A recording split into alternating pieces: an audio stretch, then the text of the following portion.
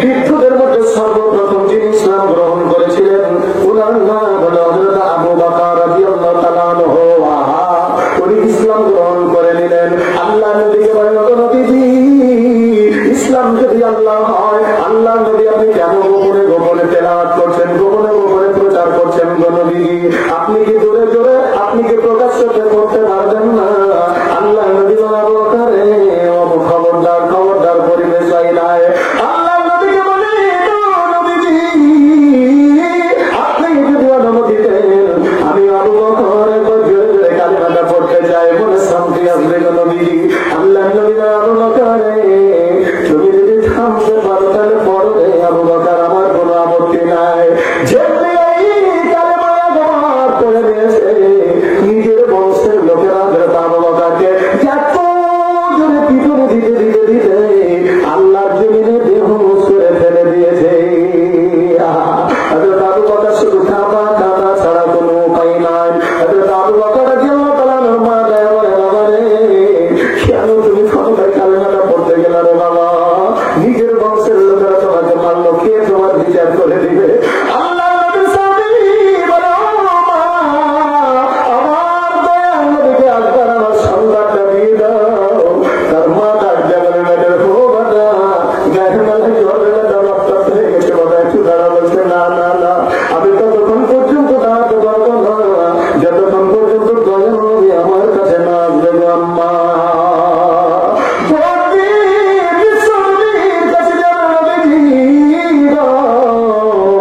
আপনি শুনেছেন? কি গো, তুমি তোমাকে চিনতে পারলাম না। আপনি কি শুনেছেন আমার কলিজা টুকরা আবু বকর ইসলাম গ্রহণ করেছে, কালেমার দাওয়াতটা দিতে গেছে? এই জন্য নবীজি নিজের বংশের লোকেরা এত জোরে পিটুনি দিয়েছে, আমার ছেলেটা বেহুশে জমিনে পড়ে রয়েছে। নবীজি বারবার বারবার আপনার জন্য ডাক দেয়।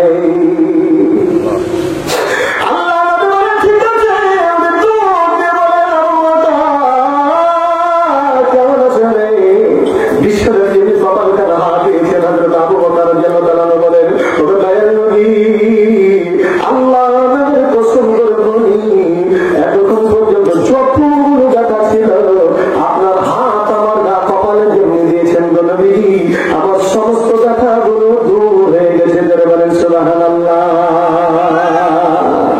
এটা দেখেন, তাহলে বৃদ্ধ অবস্থায় কোনো কাজ হলো না, তবে আবু বকরের অবদান কিন্তু অনেক, কিন্তু ইসলামকে ছিটাতে পারেননি। বিশ্বনবীর সঙ্গে হিজরতে যাচ্ছে পাহাড়ের গুহায়।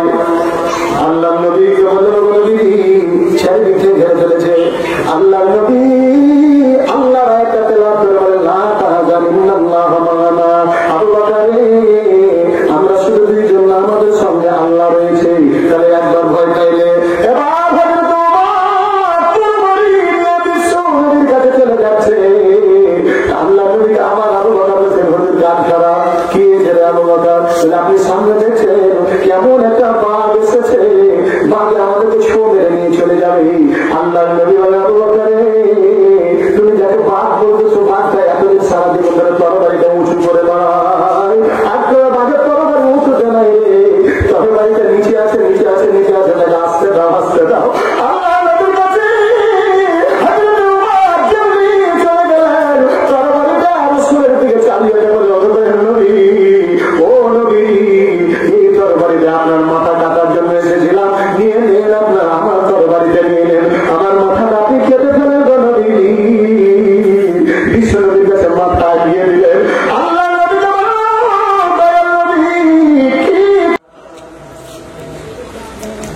আলহামদুলিল্লাহ, অনুপনগর মোল্লাপাড়া জামে মসজিদের উন্নতি কণ্ঠে একদিন ব্যাপী বিশাল তাফসীর কোরআন মাহফিলে মুহতারাম সম্মানীয় সভাপতি সাহেব, আমার বড় ভাই জনাব হযরত মাওলানা মুহাম্মদ রেজাউল করিম, দাওরায়ে হাদিস, নদিয়া, ভারত। মঞ্চে উপস্থিত আছেন আজকের প্রধান অতিথি, বিশেষ অতিথি হযরত ওলামায়ে কেরাম, আমার সামনে সম্মানিত মুরব্বিয়ানে কেরাম, পর্দার অন্তরালে সম্মানিতা মা ও বোনেরা, আল্লাহ তাআলার কাছে শুকরিয়া আদায় করে নিই, বলি আলহামদুলিল্লাহ। রাসূলের প্রতি দুরূদ সাল্লাল্লাহু আলাইহি ওয়াসাল্লাম মুহতারাম, সম্মানিত হাজরিন, আমি আপনাদের খেদমতে আলোচনার শুরুতেই একটা কথা বলবো, সেটা হলো কি যে আপনারা নিজেই দেখেন যেভাবে আপনারা বসে আছেন, আপনারা যদি এই কমিটির লোক হতেন তাহলে আপনারা বলতেন যে বসাটা ঠিক নয়। দেখেন মাথাখানে ফাঁকা আছে অনেক, আবার জায়গা জায়গা জায়গা জায়গায় এই বসাটা কেমন বসা জানেন? আগে আমাদের সংস্কৃতিতে একটা মেলা লাগতো, তো ওই মেলাতে যারা তাস খেলতো তারা গোল হয়ে এঠে গুটিক এঠে বসতো। কথা বলে তো ঠিক লাগে, ঠিক? কারণ তাস খেলা কিন্তু এরকম গিঞ্জা গিঞ্জা বসা চলবে না, ওটা একটু ফাঁকি দরকার। আর এই পৃথিবীর মধ্যে একটা মাছি আছে, যে মাছিটা খুব ঠোকা ঠোকায় জায়গা জায়গা বসে থাকে, পায়খানাতে বসে থাকে, মিষ্টিতে বসে থাকে, গুড়ে বসে থাকে, পোঁচা ঘায়ে বসে থাকে, ঠোকা ঠোকা হয়, ছুটা ছুটা হয়। কথা বলে তো ঠিক লাগে, ঠিক? ওই মাছিটার নাম কি? ঘন ঘনে। তো যারা ঘন ঘনের জাতের লোক তারা ওরকম ঘন ঘনের মতো বসে থাকবে। আর একটা মাছি আছে যে মাছিটা মৌমাছি, দোস্ত, ওইটা কিরকম বসে থাকে? একেবারে বসে থাকে, ওর খালি বসে মধু তাও দান করে। তো মাছিটার নাম কি? মৌমাছি। তো যারা মধু দান করার মতো মৌমাছির সঙ্গে সাথে জান্নাতি মাছি হবে, তারা এই জান্নাতের পরিবেশ সুন্দর করবে। আর যারা ভ্যান ভ্যানে পায়খানাতে বসা ওরকম ব্যবস্থা থাকবে। দেখুন এখন কেটা কোন দলের লোক ভালো বসা থেকে বলবেন, আরো ব্যবহারে বংশের পরিচয় চলতে চলতে বুঝে নেবেন যে এ দলের লোক। রাগ হবে নাকি আপনাদের? রাগ হয়নি না? আমি তো মনে করছি যে রাগ করে গেছি, ভাবছেন রাগ করতে মনে হয় দেখি। তাহলে আজকে আলোচনা হবে মসজিদ। আমি এবার আর একটা আপনাদেরকে প্রশ্ন করি, জবাব দেবেন।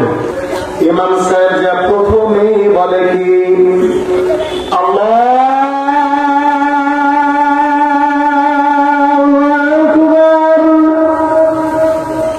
ডাক দিল, জোরে বলেন। এবার আমি বাপ বাপ বলে ডাক দিয়েছিলাম, আল্লাহ রাব্বুল আলামিনকে ডাক দিলাম, আল্লাহ তুমি বড়। এবার আল্লাহ রাব্বুল আলামিন বলেন, বান্দারে কি ব্যাপার, কেন আমাকে ডাক দিলা রে বান্দা, কেন তুমি আমাকে ডাক দিলা? তখন আমরা আল্লাহ রাব্বুল আলামিনকে বলি আলহামদুলিল্লাহ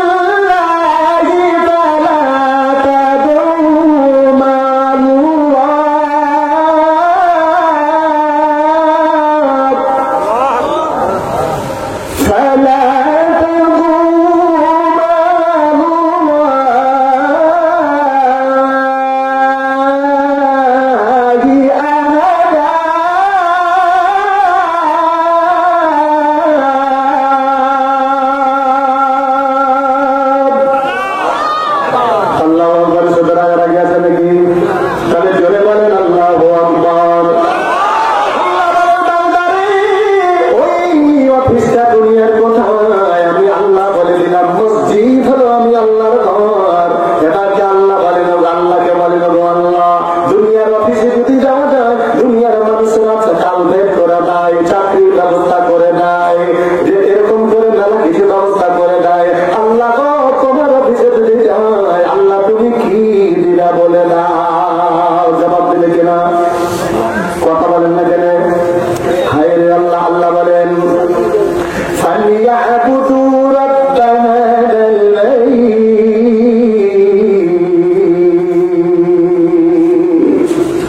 আল্লাহ বলেন বান্দারে فَلْيَعْبُدُوا رَبَّ هَذَا الْبَيْتِ ও বান্দা আল মসজিদ বাইতুল্লাহ, মসজিদ হলো আমি আল্লাহর ঘর। আর এই ঘরে গিয়ে যদি তোমরা আমি আল্লাহর ইবাদত করো বান্দা, কি দিব তোমরা জানো না? আল্লাযীনা আতা'মাহুম মিন জু'।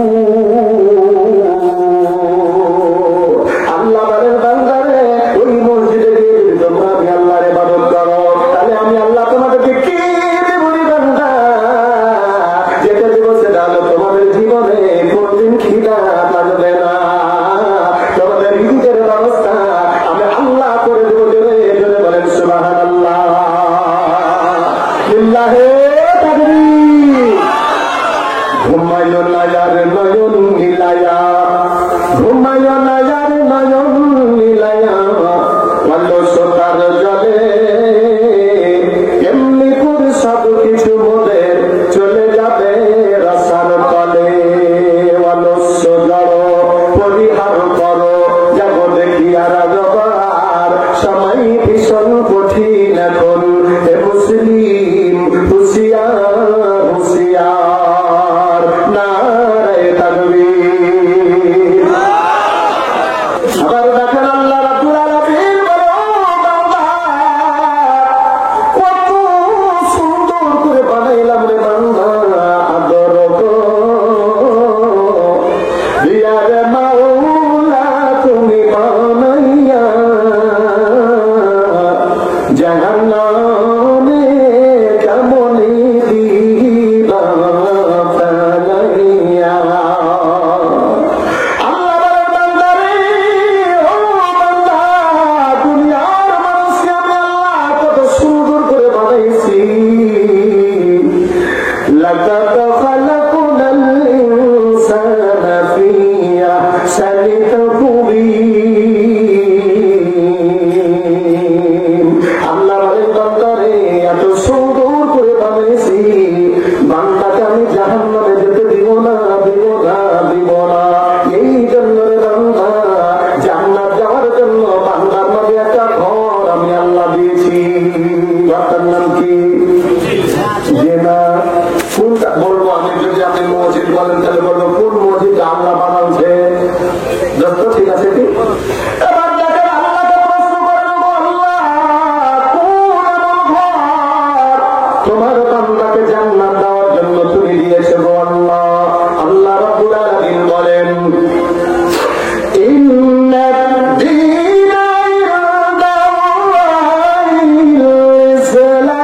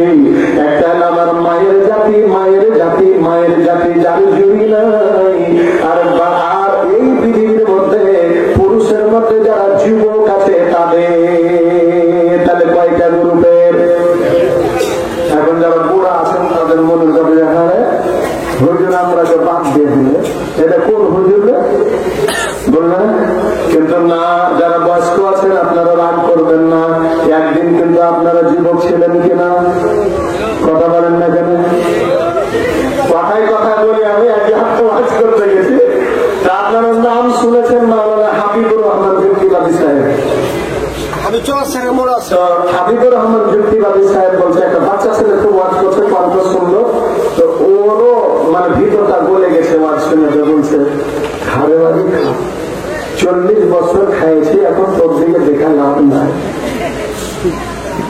মানে বুড়িয়ে গেছে তো। পাঁচটা যদি সিনার গোস কর্মর কর্মর করে চাপিয়ে খায়, যা দাঁত নাই ওর দিকে লাভ আছে, ও তখন বলবে তোর দিকে টাকা সিনা তুই চালিয়ে যা, ঠিক না বুঝছি? আচ্ছা, আরো মেলায় উদাহরণ আছে, তো এবার শুধু আপনাদের কাছে প্রমাণ করে দেবো, দেখেন না হলে। আজকে আমরা মাতৃ জীবন না মাদানী জীবন, জি একটু ঘোরাতে যাচ্ছি।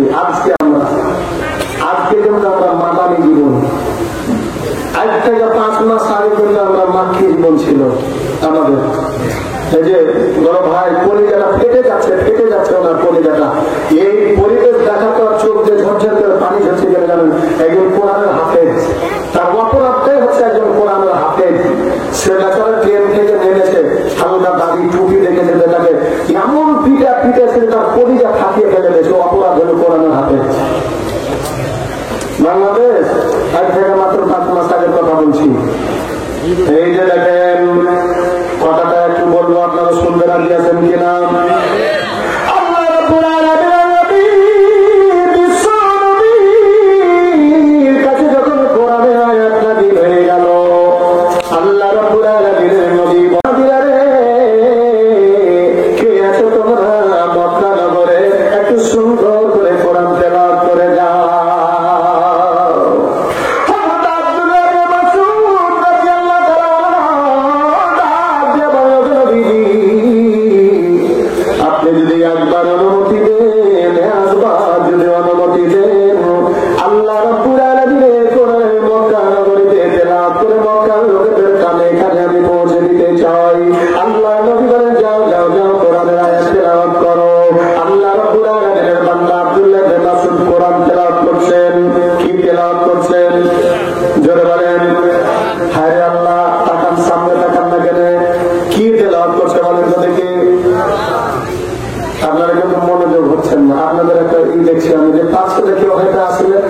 আপনি জানলে ওদের ঘুরে তাকাচ্ছেন, উনি কিন্তু আপনার সামনে পেছনে আসবে, দেখেন উনি আসছেন কিনা।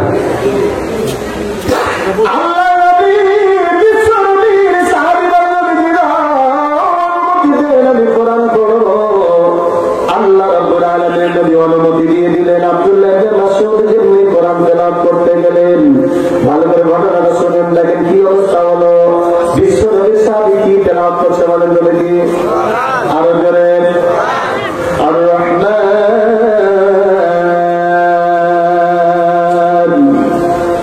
আল্লামাল কুরআন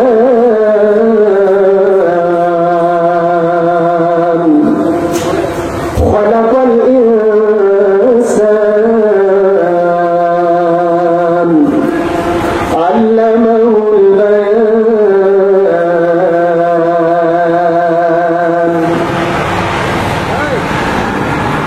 আল্লাহ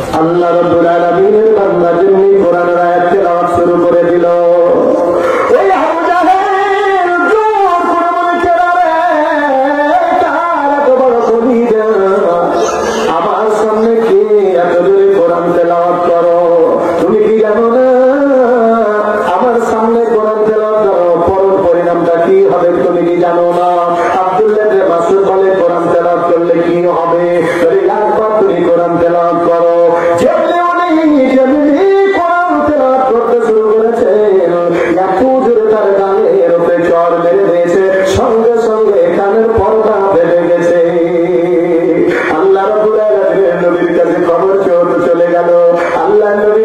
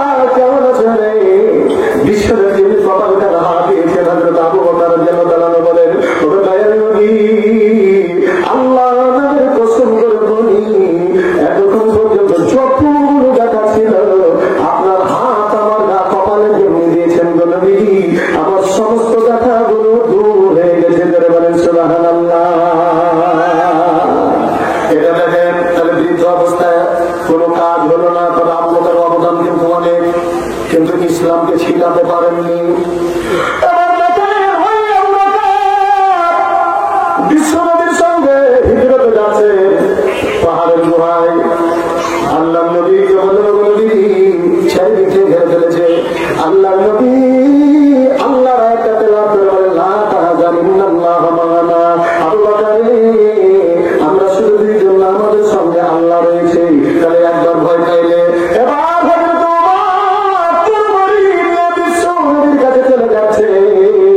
আল্লাহ নবী আমার আবু বকরকে হযরত গান করা কি যে আবু বকর, আপনি সামনে দেখছেন কেমন একটা বাঘ এসেছে, বাঘ আমাদেরকে ছো মেরে নিয়ে চলে যাবে।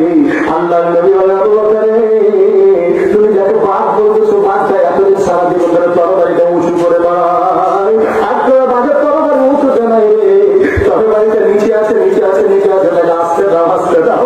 আল্লাহ নবীর কাছে হযরত ওমর জলদি চলে গেলেন, তরবারিটা রাসূলের দিকে চালিয়ে বলে, নবী ও নবী এই তরবারিটা আপনার মাথা কাটার জন্য এসেছিলাম, নিয়ে নিন আপনার আমার তরবারিটা নিয়ে নেন, আমার মাথাটা আপনি কেটে ফেলেন গো নবী।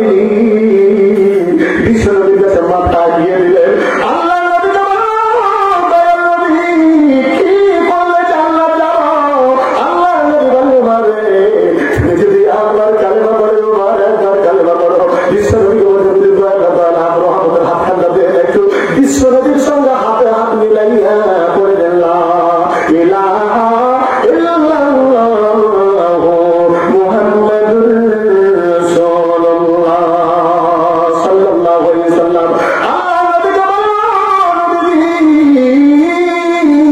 যেই কালেমাটা দিয়েছেন আল্লাহর মাওলা, আপনি সত্য নবী না বলা, আল্লাহ নবী আমি উমর বলে দিলাম, মদিনার লোকেরা কি আছে, তোমরা বউটাকে স্বামী হারা করতে চাও, সন্তানকে বাবা হারা করতে চাও, বাবাকে সন্তান হারা করতে চাও, আপনি উমরের সামনে দাঁড়িয়ে যাও দাঁড়িয়ে যাও। আমি জোরে কালেমা পড়ে দিলাম, বিশ্বনবীর সাথে তোমার কাবার হাতে দাঁড়িয়ে কালেমা পড়তে লাগলেন। আর সেদিন থেকে ইসলামটা সূর্য যেখানে উঠে আর যে জায়গাতে ডুবে, কোথাও পৃথিবীতে সেদিন থেকে ইসলাম ছড়িয়ে পড়ল। জোরে জোরে বলেন সুবহানাল্লাহ। যুবকদের অবদান। এবার মহিলা আমার মা বোনেরা বলছে, কি ব্যাপার, কি যে আমাদেরকে না আপনাদেরও আছে। এবার দেখেন যুবকের মক্কা মদিনার কথা বললাম, এই বাংলাদেশের একটু কথা বলবো, আপনারা শুনতে রাজি আছেন কিনা? আরে আমাদের বাংলাদেশের আমি নাম করবো না, একজন চেয়েছিল যে 2021 সাল পর্যন্ত এই গতির উপরে বসে থাকো, করে বাপের ক্ষমতা না, এখান থেকে সরাই দাও। 41 জন 45 আরো জোরে, আরে খনে হাসাই খনে গোকাদাই, এই তো আল্লাহর কাজ। আর কিছুদিন আগে প্রধানমন্ত্রী ভারত পালাইছে, কথা বলেন না কেন? বলে তো বুহাতে করেছে না যুবকরা করেছে? যুবকের জ্বালা কেমন জ্বালা, আগে জ্বালাতে পালিয়া গেছে যেমন হাসির ঢালা, দেখি না জ্বালাতে এমন জ্বালা সহাব যাই না, এই জ্বালাতে চহিলা গেছে যেমন শখের হাসিনা, দেখি না? এই যুবকেরা যে খুঁটিতে একবার হাতটা দিবে, ওই খুঁটির একটা ঝাঁকুনিতে ওই ঘরের দরজা ভেঙে পড়ে যাবে, দেখি না? লিল্লাহি তাকবীর। অনুপনগর এই মসজিদের জন্য যুবকরা কি আসো বাবারা? যে কারো কারো একটু হাত তুলেন তো দেখি, লিল্লাহি তাকবীর। আরো জোরে নারায়ে তাকবীর। তবে আলোচনা যতই গোছালো বলি, বক্তা কয় নাম্বার জি? 2 নাম্বারের কত জানে না বললে আমি পারি না। এসেছি তখন যদি তাড়াতাড়ি এসেন, তাড়াতাড়ি এসেন, দিয়ে তারপরে যখন খেতে দিয়ে বেশি দেখো খুব তাড়াতাড়ি উঠেন, তাড়াতাড়ি উঠেন, মানে 2 নাম্বার কাজই খালি তাড়াতাড়ি। আমি 2 তারা বললাম যত, মানে কাজই খালি তাড়াতাড়ি।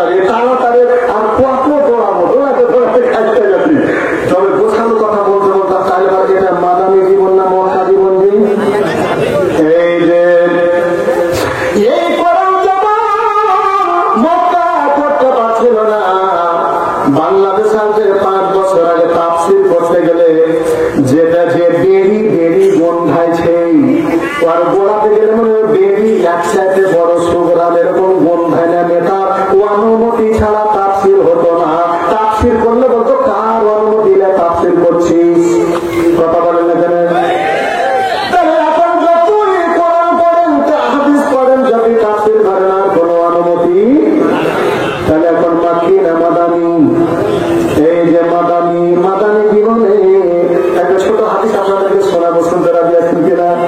হায়রে আল্লাহ, বিশ্বনবী জনাব মুহাম্মদুর রাসূলুল্লাহ একবার জোরে বলি সাল্লাল্লাহু আলাইহি ওয়াসাল্লাম মদিনায় সমস্ত মদিনার আনসারকে নিয়ে বলে, ওরে আমার সাহাবীরা, ও আমার সাহাবীরা, বাংলাদেশে কিছুদিন ছিল আওয়ামী লীগের ছাড়া কাউরি জনসভা সমাবেশ এগুলা হতো না, ঠিক না?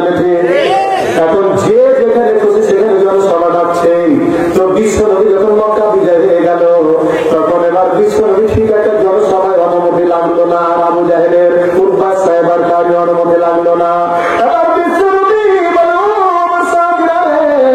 চলো চলো যায়, আজকে একটা বিশাল বড় জনসভার আয়োজন করে নেই।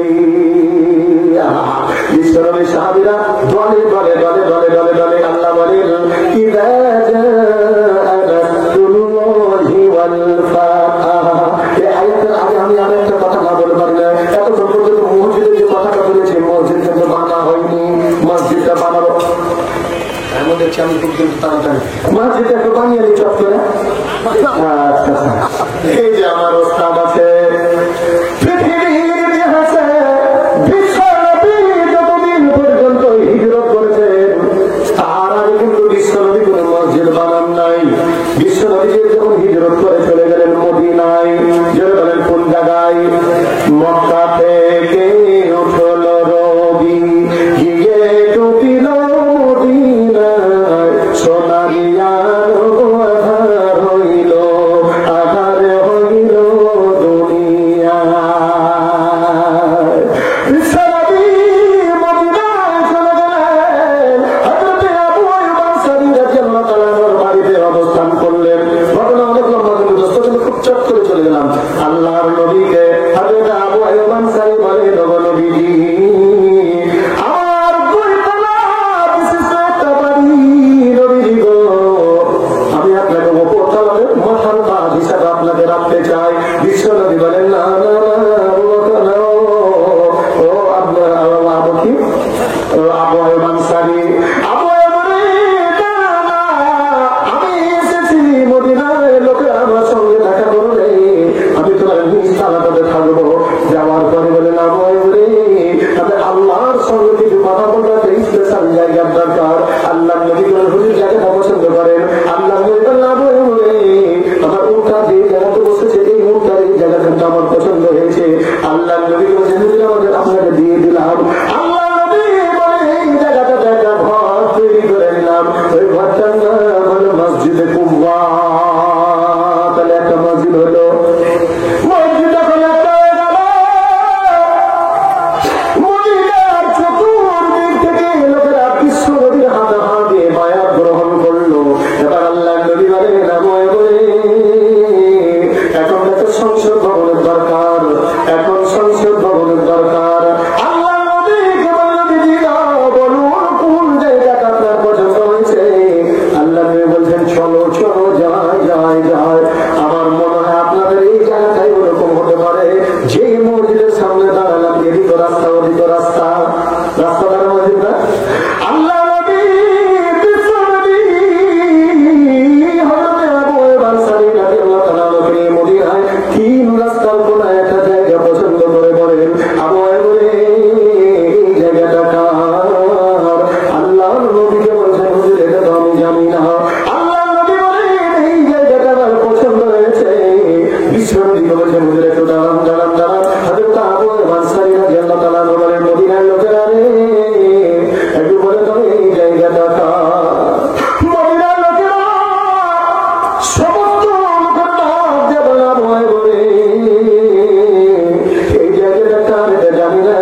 জানি না তবে দেখেছি প্রতিদিন দুটা ছোট বাচ্চা এই জায়গাতে দাঁড়িয়ে দাঁড়িয়ে তাদেরকে কাঁদতে দেখেছি।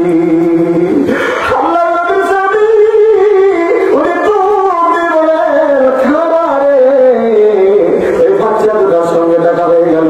আল্লাহ নবী সাহাবীরা বাবারা তোমাদের আব্বার নাম কি?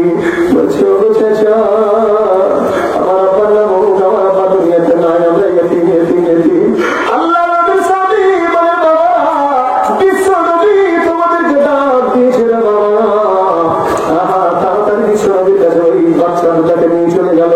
আল্লাহ নবী যেমনি পাশে পেয়েছেন বাচ্চা দুটাকে বলে ও বাবা তোমাদের আব্বা কোথায়? সঙ্গে সঙ্গে বিশ্ব নবীর কাছে ওই বাচ্চা দুটা ডুকরে কাটতে শুরু করেছে। আল্লাহ নবী বলেন বাবা রে আমি কি এমন কথা বললাম রে বাবা, তোমরা এত জোরে জোরে কাটতেছ?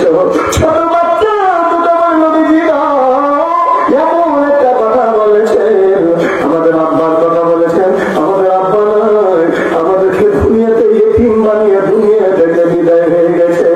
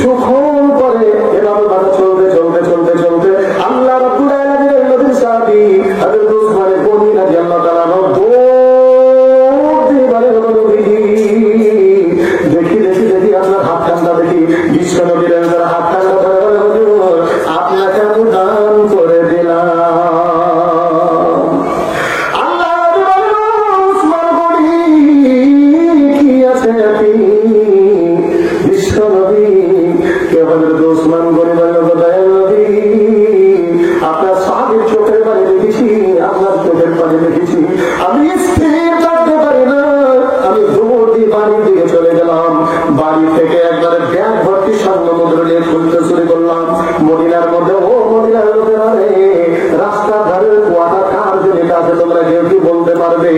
ও মদিনার লোকেরা বলল, এই কুয়ার মানে বললো কেউ নয়, একজন ইহুদি এই কুয়ার মালিক। এবার দৌড়ে আল্লাহ নবী বলেছেন, নবীজি গো, আমি ভোট ইহুদির সামনে দাঁড়িয়ে বললাম, ভাই দাঁড়াও দাঁড়াও দাঁড়াও, কি নেই সেটা তো জমিটা কার?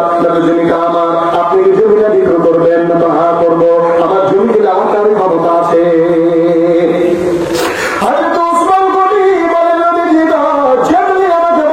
ক্ষমতা কি আছে? আমি মুচকি মুচকি হাসি আর বলছি, তুমি তো ছিল না যে আমি কে? ওসমান গনি, ধনী মানে কি ধনী?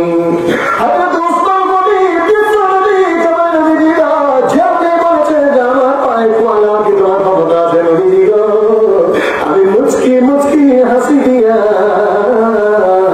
আমি শুধু বারবার মনে মনে বলছি, তোমরা তো যাও, তুমি তো জানো আমি কি? ওসমান গনি বলেন, বলে দাও তোমার কুয়ার দাম কত টাকা লাগবে? বলছে যদি তুমি দিতে পারো, ভর্তি করে যদি তুমি স্বর্ণ মুদ্রা দিতে পারো, তাহলে কুয়া জমি সহ তোমাকে দিয়ে দিব। নবীজি গো যেমনি বলেছেন আমি সঙ্গে সঙ্গে বলেছি, নাও আর দাও হুজুর। আমি ওই স্বর্ণ মুদ্রা দিয়া জমি সহ কুয়াটা কিনে নিয়েছি, আর এই কুয়ার পানি আমি আপনার সাহাবীকে দান করে দিলাম। আল্লাহ নবীর যে চোখ দিয়ে ঝরঝর করে পানি পড়তেছিল, বিশ্ববার মুচকি মুচকি হাসতে লাগলেন। আল্লাহ নবী বললেন, আমার উসমান গনি রে, তুমি তো আমার সাহাবীদের পানির ব্যবস্থা করে দিলে, মুখে হাসি ফোটালে। তোমার একটা আশার মধ্যে উপহার আছে, তুমি কি জানো কোন উপহার নিবা? খুশিতে চোখ দিয়ে ঝাঁঝার ঝাঁঝার করে পানি পড়তে লেগেছে।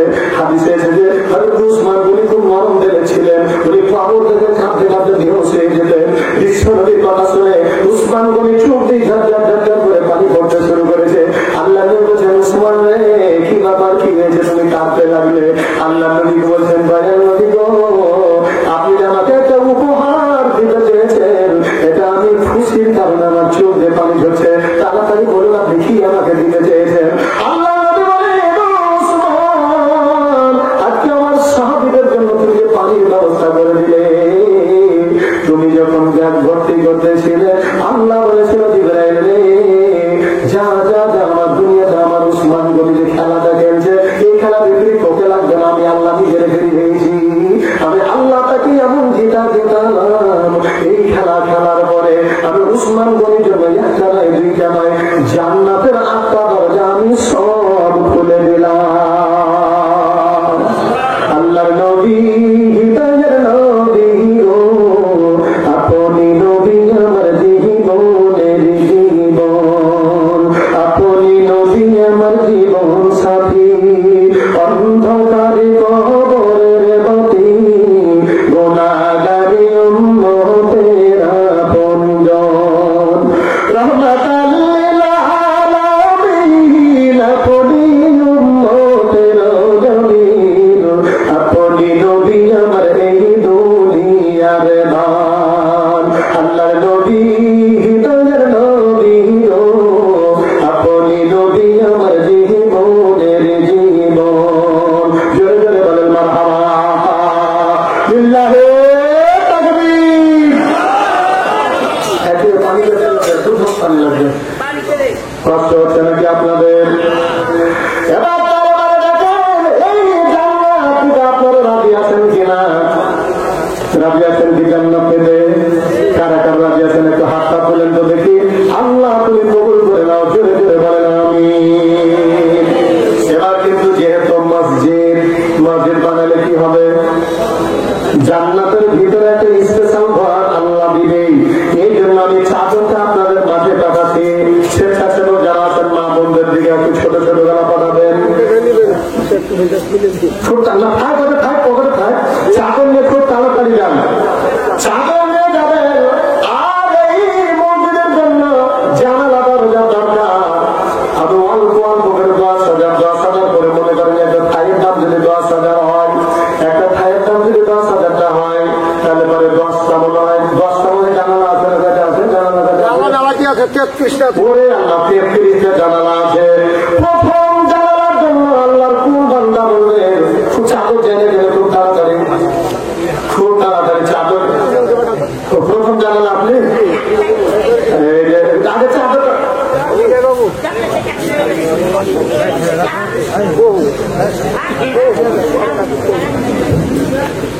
ওই যে আমার চাকরিকে কেউ লাভ